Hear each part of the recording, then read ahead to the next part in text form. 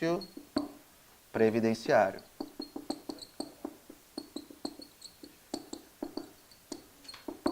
E aí você tem que tomar um pouquinho de cuidado com isso. Porque o benefício previdenciário é uma espécie de assistência social. Às vezes você ouve dizer assim, fulano se aposentou, é um velhinho e ele se aposentou, ele tem direito lá a um salário mínimo, etc. Ou ele tem lá algum valor a receber.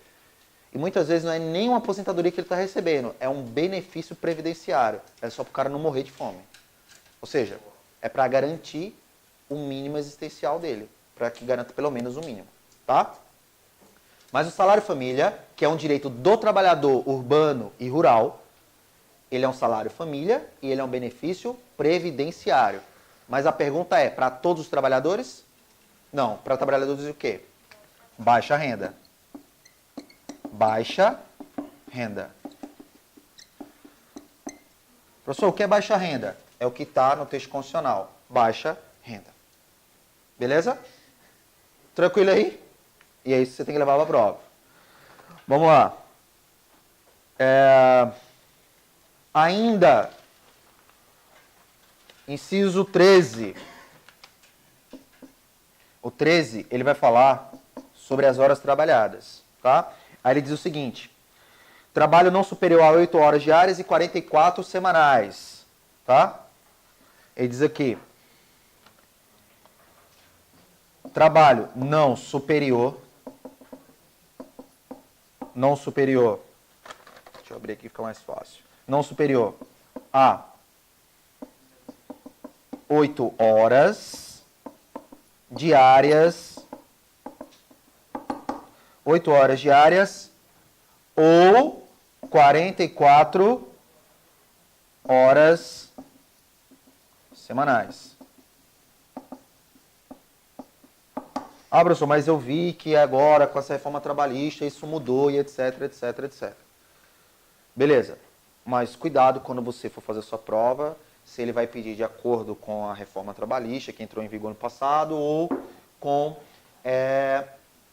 o que está no texto constitucional, tá? Porque realmente algumas coisas mudaram.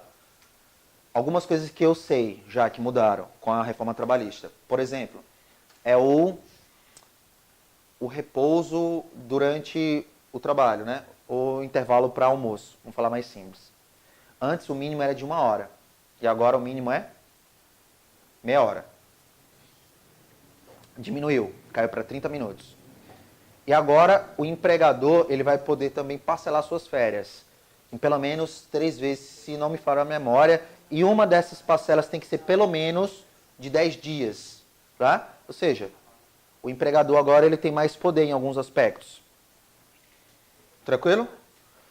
Muita coisa está sendo mudada. Por isso que se fala e se discute em relação à reforma trabalhista, porque alguns direitos dos trabalhadores foram conquistados ao longo dos anos e estão retrocedendo. Tá? Mas beleza? Cuidado quando a questão estiver falando. Se é de acordo com a Constituição, esqueça as discussões da TV. Porque eu vi que agora, não sei o quê. Calma. Depende do que ela mudou ou não no texto constitucional. Beleza daí? Tranquilo? Vamos lá. O 14. Inciso 14. Ele diz aqui, ó. Inciso 14, ele diz assim. 6 horas para trabalhos ininterruptos. Ininterruptos. 6 horas para trabalhos ininterruptos. E aí você tem que lembrar que essas 6 horas só para trabalhos ininterruptos. Ó, você pode trabalhar 6 horas. Direto. Agora, só se ele for ininterrupto. Beleza? Muita gente já trabalhou aqui assim. Né? Ou pelo menos você conhece alguém que já trabalhou assim. Que trabalha todo dia, mas só trabalha 6 horas. Direto. Ele não tem intervalo. Aí ele vai às 6 horas e depois vai embora. Né? Professor, mas eu já trabalhei direto, tipo 24 horas e ainda não recebo nada. É porque seu empregador, ele simplesmente esqueceu de te pagar, entendeu? Foi sem querer. Tá? E vamos lá. Para o inciso... Para ir no 15, né? Agora, 16. Isso aqui os caras cobram em prova e você tem que tomar cuidado com isso. Ó. O 16. Oh, desculpa. 15. O 15 diz assim. Repouso semanal, né? Aí eu ia pular para o hora extra. Repouso semanal. Você tem direito a repouso semanal? Sim. Agora tem um detalhe. O texto constitucional diz assim para você. Cuidado. Ele diz, preferencialmente aos domingos.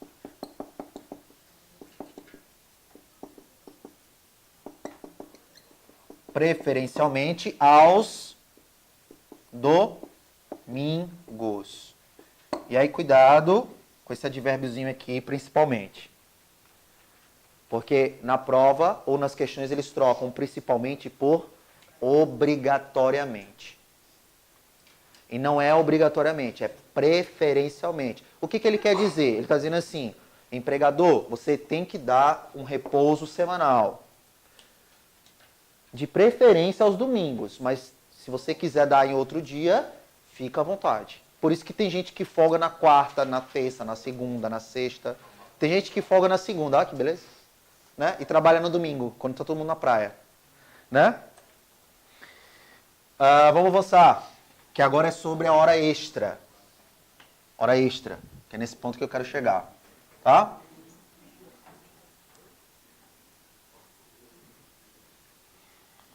Olha só. Cadê? É o 16. Agora sim é o 16, né? Vamos lá. 16. 16.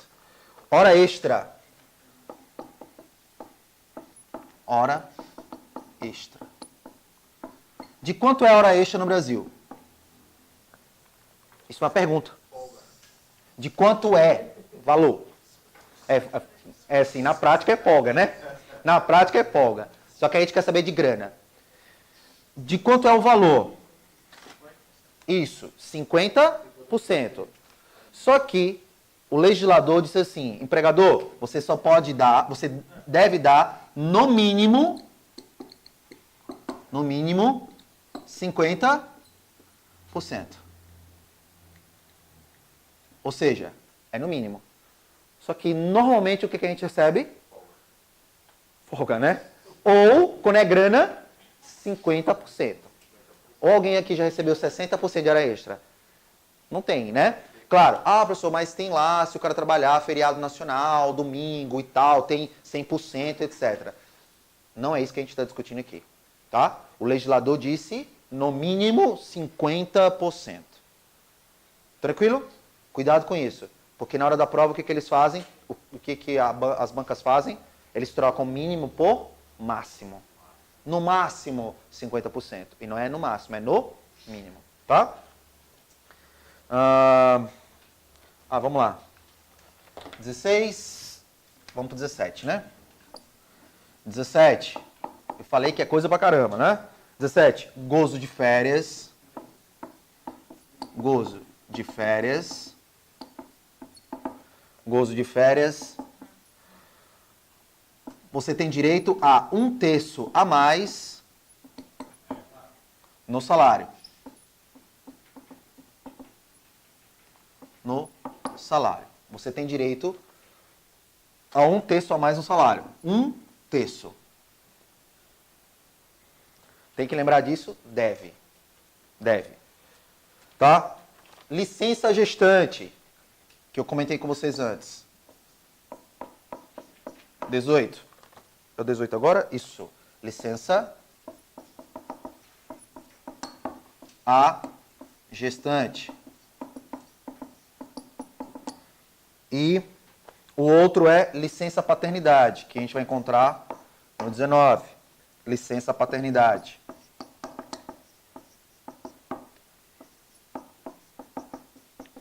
Paternidade.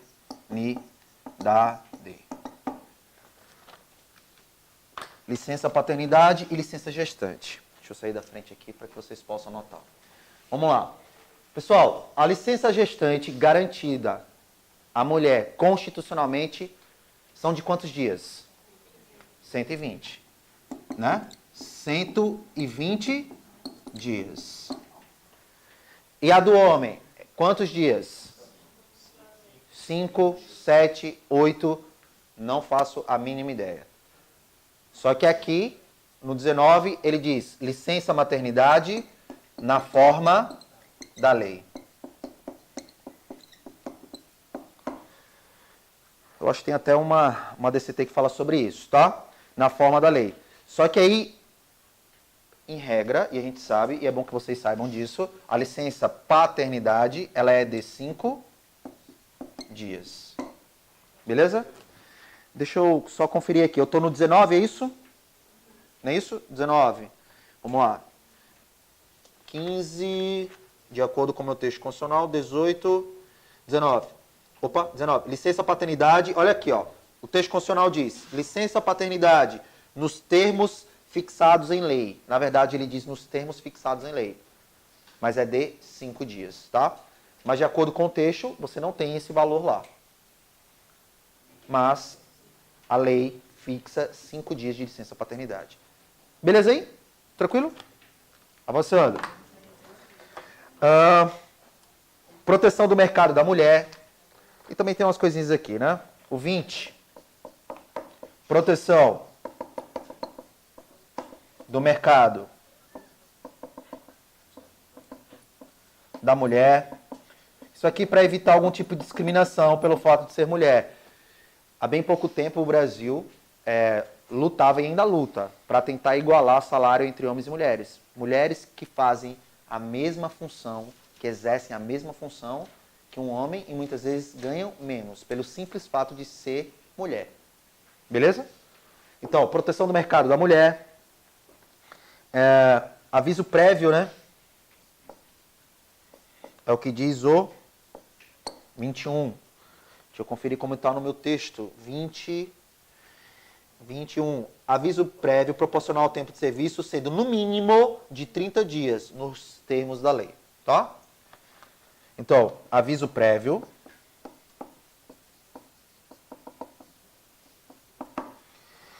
Aviso prévio de no mínimo 30 dias. Tá? De no mínimo 30 dias. Vamos lá. Eu vou avançar alguns, tá, pessoal? Porque, vejam, muitas desses incisos, uma mera leitura do texto constitucional já vai te ajudar demais. Ó, por exemplo, o 22, redução dos riscos. O 23, atividades penosas, insalubres ou perigosas. O 24, aposentadoria. O 25, aí sim eu acho interessante para fins de prova, que esse cai bastante, tá? E eu vou pular logo para ele, que é o 25, que ele fala de creches e pré-escolas. Creches e pré-escolas. Creches e pré-escolas lá no inciso 25. Olha só, os trabalhadores urbanos e rurais, eles têm que ter também creches e pré-escolas à disposição de seus filhos para que ele possa exercer atividade laboral, para que ele possa trabalhar. Mas é até que idade? Isso você tem que saber, tá? Até 5 anos. 5 anos. E aí tem que tomar um pouquinho de cuidado com esse valor, porque as questões dizem assim, é direito dos trabalhadores urbanos e rurais, creches e pré-escolas para seus filhos até 6 anos. Até 7 anos, até 3 anos, até 4 anos. Eles vão ficar brincando com esses valores. Mas é até que idade? 5 anos. Tá? Vamos lá. O 26, reconhecimento das convenções. O 27, proteção em face da automação na forma da lei. 28, segurança contra acidente de trabalho. Né? Coisas simples. Deixa eu ver o que mais. Eu parei no 28, não foi? 29. Ah, tá. Isso aqui eu vou anotar. Que é a ação contra créditos resultantes. de vínculo trabalhista. Vocês vão entender o que eu estou falando. Quando a gente fala popularmente em colocar o patrão na justiça. Ah, vou colocar no pau, vou colocar na justiça, vou entrar na justiça. A gente fala assim a grosso modo, tá? É isso que trata o inciso 29 do artigo 7º, beleza? Ação de créditos resultantes. Vamos lá. Então, o inciso 29 vai falar assim pra gente, ó. 29. É isso mesmo. O 29 vai dizer assim, ó. Ação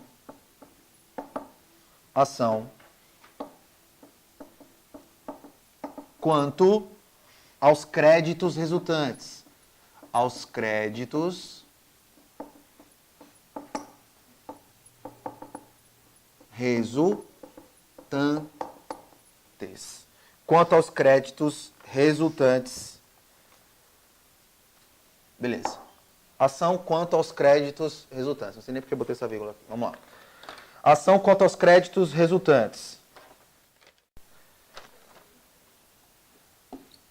Você pode entrar com essa ação até 2 anos após o término do contrato, né? Após o contrato. Isso. Prescrição bienal. É isso mesmo. Isso é o que chama de prescrição bienal. Tá? E a outra é prescrição quinquenal, que eu vou falar dela daqui a pouquinho. Então, olha só, ação contra os créditos resultantes. O que são os créditos resultantes? Aquilo que ficou lá, que o seu patrão, sem querer querendo, esqueceu de te pagar. Tá? Ele não agiu de má fé, porque ele esqueceu mesmo, um cara muito ocupado, esqueceu de te pagar. Então, você tem 2 anos após o término do contrato, é a chamada prescrição bienal, para entrar com uma ação requisitando aí esses direitos. Beleza? Você trabalhou 25 anos na empresa, no período noturno. E aí, quando saiu, você percebeu que ele não te pagou adicional noturno, superior ao diurno, como diz o próprio texto da Constituição. Você vai entrar com ação na justiça, sim ou não? Sim. Eu pergunto, os últimos 25 anos você vai receber? Não. Você só recebe os últimos 5. Os últimos 5 é o que a gente chama de prescrição quinquenal. Quinquenal. Você só pode recorrer aos seus direitos dos últimos 5 anos. Deu para entender a ideia? Você saiu hoje, você vai colocar o patrão na justiça, você só tem direito aos últimos 5 anos. E a prescrição é bienal. Como assim? Você tem 2 anos para entrar na justiça. Eu fui demitido hoje. Daqui eu tenho 2 anos para entrar com uma ação na justiça. E se eu não entrar com a ação? Eu perco todos os meus direitos. Eu não posso mais recorrer. Professor, e os outros 20 anos de adicional noturno? Perdeu o Playboy. Simples assim. Você só pode recorrer aos últimos 5 anos. Ah, professor, e se eu levar 2 anos para entrar com a ação? Só vai voltar mais 3. Aí somos 2 que você levou, com 3, você só volta 3 anos para trás. Beleza? É bem legal isso, né? Para quem é trabalhador, é massa. Deu para entender a ideia, pessoal? Você só pode recorrer aos créditos resultantes quinquenal, ou seja, 5 anos para trás. E você tem 2 anos para entrar com a ação. Dúvidas? Perguntas? Professor, não concordo, eu acho um absurdo, eu também acho, mas infelizmente é o que está disposto. Beleza? Vamos avançar. O 30. Oi.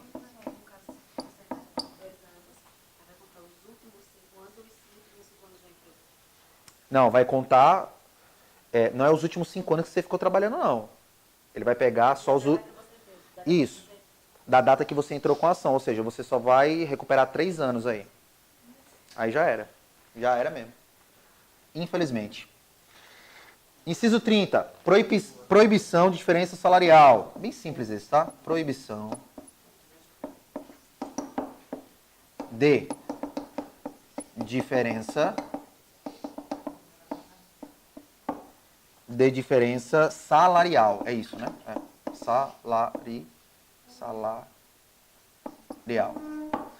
Essa proibição de diferença salarial é por sexo,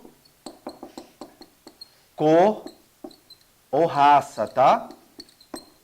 Você não pode distinguir alguém salarialmente, se é que existe essa palavra, você não pode distinguir o salário de uma pessoa por sexo, cor ou raça. Mas é bem óbvio o que eu falei, né? Ah, não, você é negro, vai receber menos. Né? Não posso. Ah, você é mulher, vai receber menos. Não posso, tá? Tá. E por que que existe? Porque, infelizmente, as leis são desrespeitadas, né? Mas não deveria. Não deveria. Mas a Constituição é aquilo que eu falo. A Constituição, ela é linda. Inclusive, a Constituição Federal, a nossa Constituição de 88, ela é uma das mais modernas do mundo. Do mundo. Mas qual é o problema? Que ela é linda na teoria, mas na prática não. Tá? Vamos lá. Oi. Oi? Desculpa. Aqui na proibição de diferença salarial? Não. Porque eu posso ter essa diferença. Por exemplo, menor aprendiz. Beleza? Porque no Brasil, a gente tem algumas diferenças. O menor de idade pode trabalhar no Brasil? Pode. Né? Entre 16 e 18 anos. Ele só não pode trabalho insalubre, noturno ou perigoso. Ele não pode trabalhar à noite, menor de idade. Nunca, jamais, hipótese alguma. Nem insalubre ou perigoso. Você nunca vai ver um menor de idade trabalhando de vigia noturno. Por quê? Porque não pode. Se ele estiver trabalhando, é ilegal. Está errado. E menor de 16 anos? Pode trabalhar? Pode, mas na condição de menor aprendiz. Menor aprendiz. E o menor aprendiz no Brasil é a partir de que idade? 14 anos, é o que diz o texto constitucional. Entre 14 e 16 anos é menor aprendiz. Uma pessoa com menos de 14 anos pode trabalhar no Brasil? Não. Então, se você vir numa questão, uma situação hipotética, que um garoto de 13 anos está trabalhando, já está errado. Porque não pode. Ele pode, na condição de menor aprendiz. Beleza? Bom, pessoal, e por último, esse aqui é muito simples, que é o inciso 34. É isso, meu Deus? É. O 34 diz assim: igualdade de direitos entre trabalhador avulso e trabalhador... Ah, não, desculpa, eu pulei um que eu acho importante, ó, que é o 32. Eu vou anotar aqui. E vocês vão entender porque que eu acho importante também esse. É o 32. Depois eu volto para esse que eu estava falando do trabalhador avulso, tá? 32. Proibição de extinção. Proibição de distinção. Proibição de extinção de trabalho técnico, manual ou intelectual. Proibição de distinção de trabalho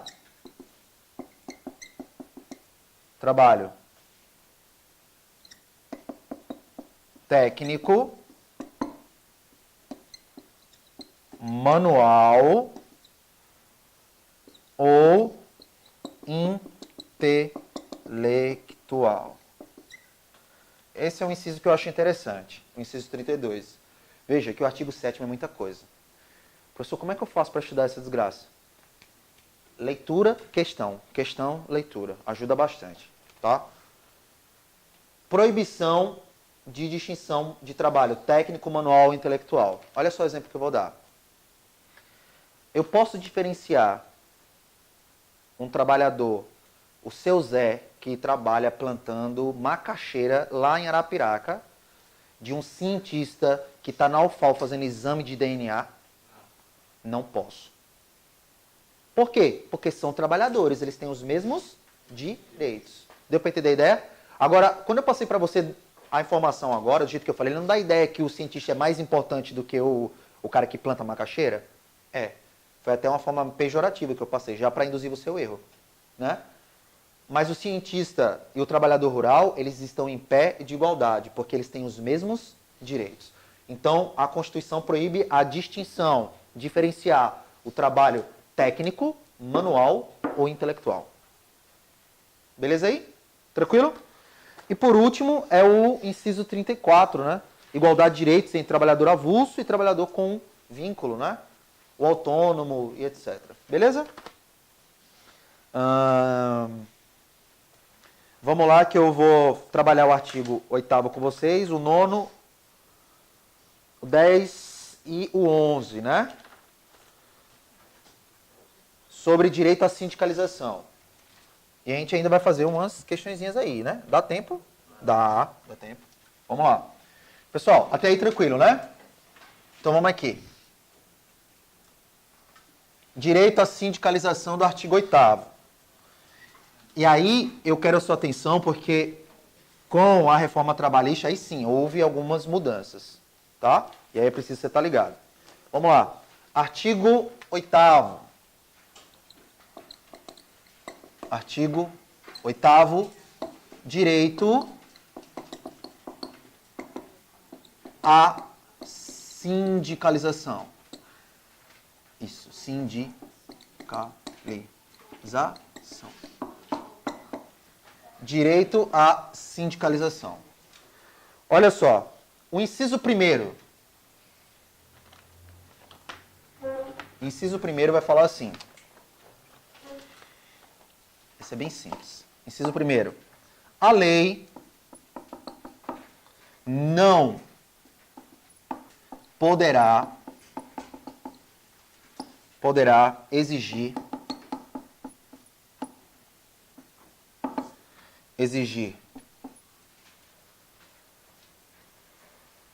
do Estado, a lei não poderá exigir a autorização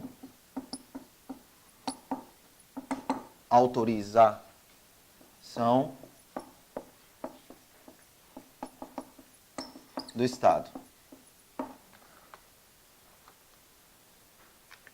Pessoal, a lei não poderá exigir a autorização do Estado para o direito à sindicalização, para você se sindicalizar ou para a criação de um sindicato. Não pode ter uma lei que diga assim, por exemplo, você é trabalhador de uma determinada área, um órgão, não sei, e vocês querem criar um sindicato. É preciso a autorização do Estado? Não, o Estado não precisa autorizar. O Estado, inclusive, não pode nem intervir no funcionamento desse sindicato. Beleza? Só que tem uma ressalva, tá? Qual é a ressalva? Ressalva. Qual vai ser a ressalva aqui? A ressalva vai ser o registro no órgão competente.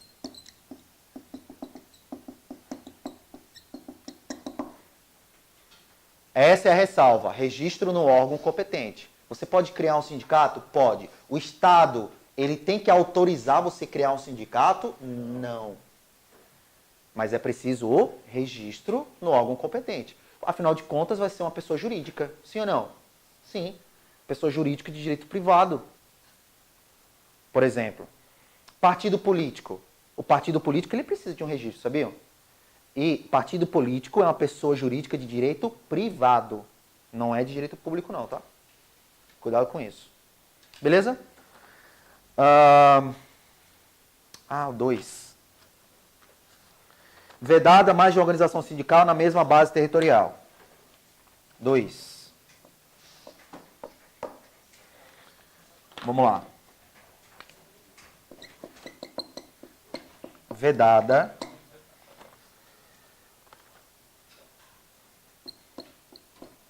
mais de uma organização sindical da mesma categoria, eu já estava esquecendo isso, da mesma categoria,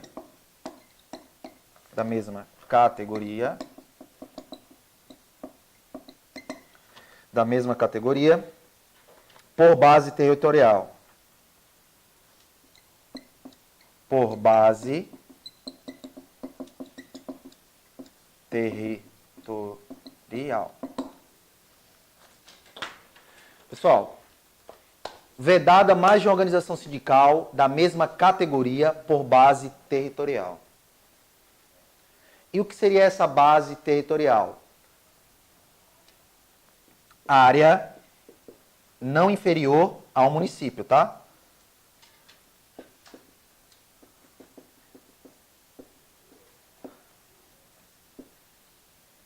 Um município. Município. Área não inferior a um município. Beleza até aí? O que é que eu quero que vocês entendam? Eu vou explicar simples o que diz o inciso 2. Exemplo aqui em Alagoas. Vamos pegar do micro para o macro, do menor para o maior. Eu só posso ter uma base territorial, uma organização sindical por base territorial. Eu só posso ter um sindicato dos pescadores de Maceió. Eu não posso ter mais de um. Beleza? Só posso ter um sindicato dos pescadores do estado de Alagoas. Só pode ter um.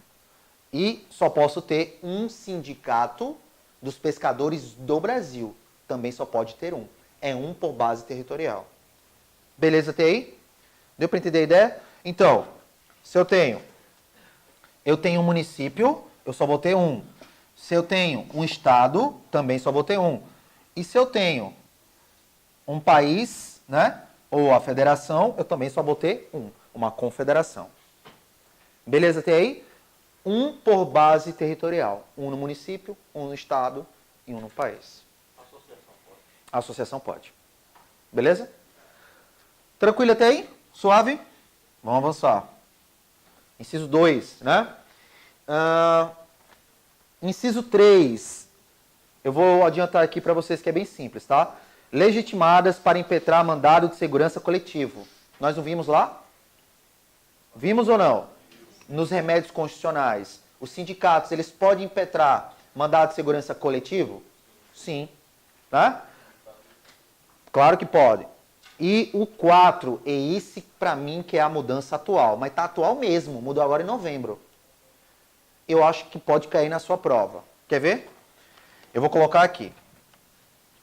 Se você assistir qualquer aula de direito constitucional hoje no YouTube, dos professores mais fodas que tem na internet, né? Caras muito bons. Se você assistir uma aula de 4 meses atrás, o que é recente, ela já vai estar desatualizada. Nesse aspecto. O restante você pode aproveitar na sua totalidade, tá? Vocês vão entender o que eu estou querendo falar. É o inciso 4, que fala sobre sindicatos, tá? Vamos aqui. É o 4. Isso. O 4. E aí tem que ter uma atençãozinha para isso aí, tá? Que aí sim houve mudança nele. Bem atual. Ó. O 4 ele vai falar sobre a contribuição. Contribuição confederativa.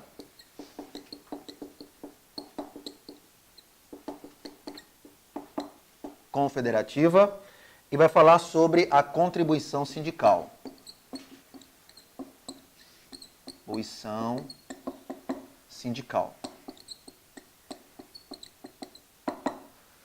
Sindical.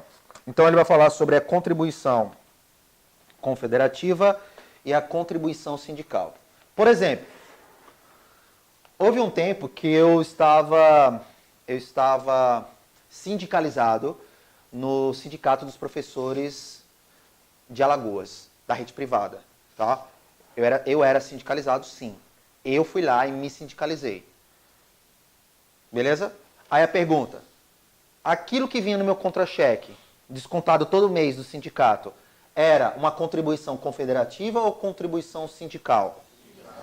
Sindical, né? É o que todo mundo acha. Ela era confederativa.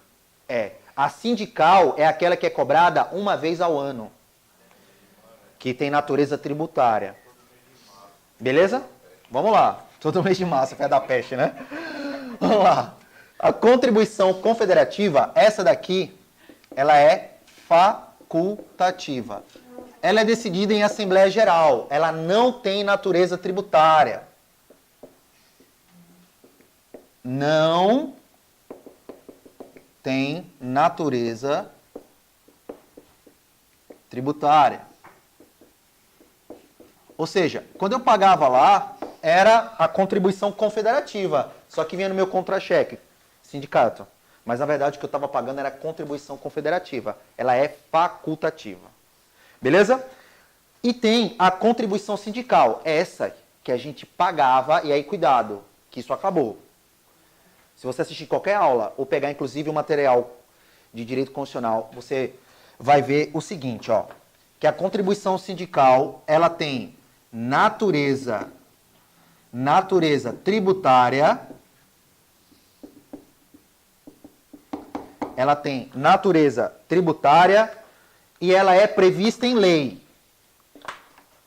De vermelho mesmo. E ela é prevista em lei e ela é obrigatória, ou pelo menos era obrigatória. Isso era até novembro de 2017.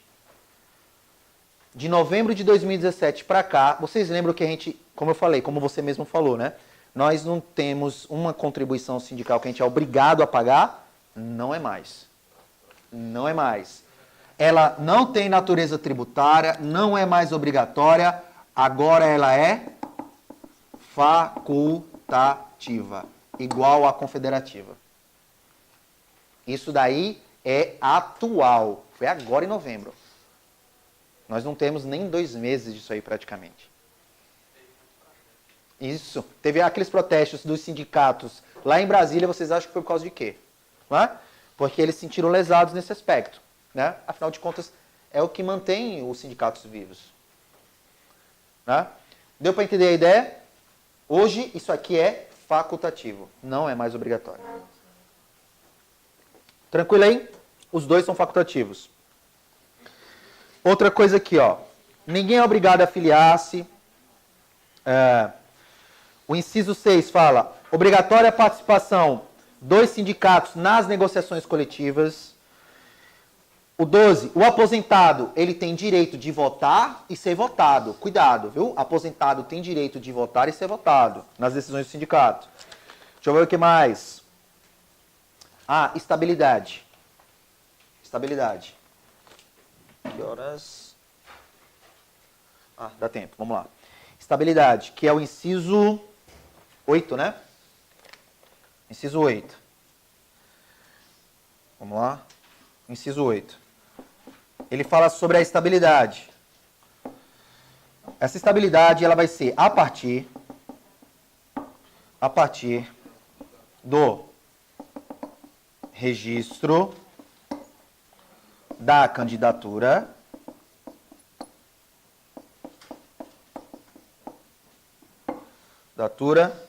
até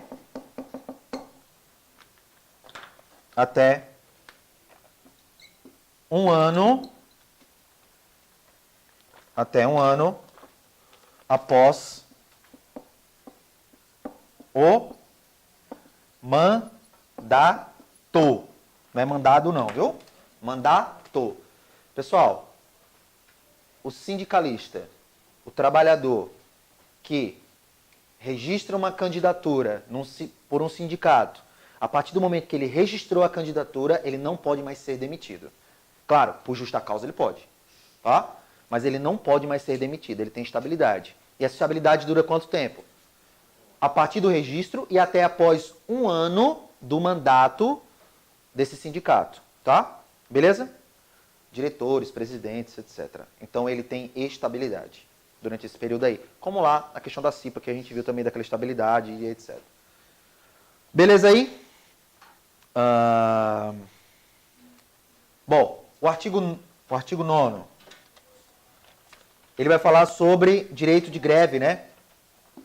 Ó, o artigo 9º, ele fala sobre direito de greve. Assegurado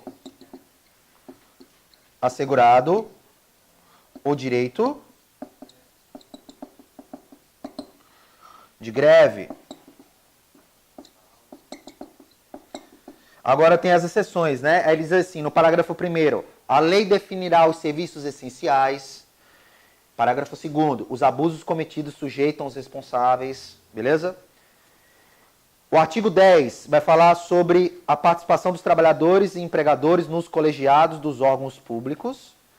E o 11, para a gente encerrar aqui para as questões. O 11, ele vai falar que... Eu vou pular logo para o artigo 11, tá?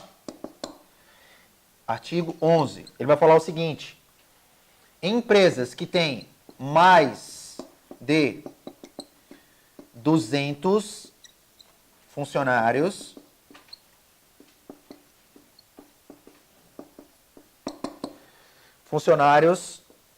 é garantido pelo menos o quê? Um representante, né? Um representante desses trabalhadores, né? É o que diz aqui o texto do artigo 11. Ele diz assim, ó. Nas empresas de mais de 200 empregados, é assegurada a eleição de um representante destes com a finalidade exclusiva de promover-lhes o entendimento direto com os empregadores. Beleza? É um representante dos trabalhadores. Em empresas com mais de 200 empregadores. De 200 trabalhadores, mais de 200 funcionários. Cuidado, é mais de, não são 200. Se a questão diz, em empresas com 200 funcionários é garantido um representante. Não, tem que ter 201. Beleza? Tranquilo aí? Para a gente encerrar, a gente vai fazer as questões. Suave?